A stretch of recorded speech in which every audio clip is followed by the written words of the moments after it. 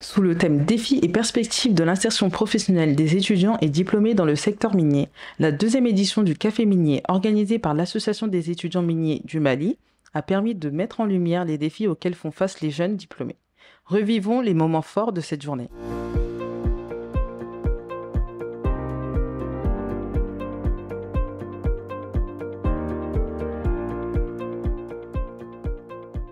Vous savez, le thème que vous débattez aujourd'hui ne peut pas être discuté sans qu'on le place dans son contexte.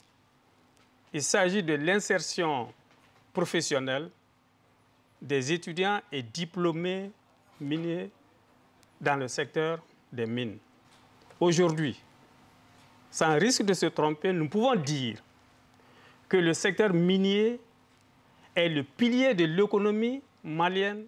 Le secteur extractif représente 80%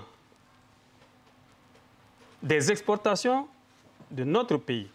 Je suis membre du réseau des femmes leaders dans le secteur minier. C'est le réseau des femmes chefs d'entreprise que la Banque mondiale a recensé pour donner des formations à HEC Paris.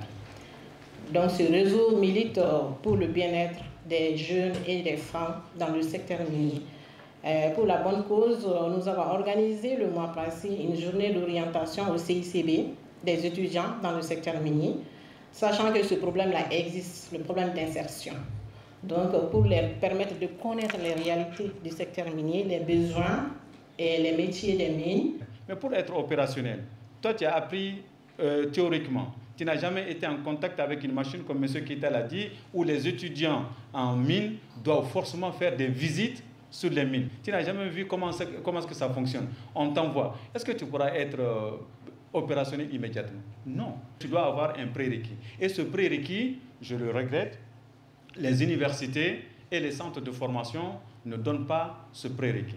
Donc maintenant, en ce qui concerne les solutions, quelques solutions pour y faire face, c'est toujours le courage.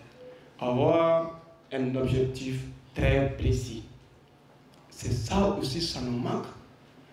Tout le monde veut avoir un boulot dans la mine, mais rare des gens qui savent réellement ce qui se passe là-bas. Essayez de vous former vous-même à votre niveau. L'école ne donne pas tout.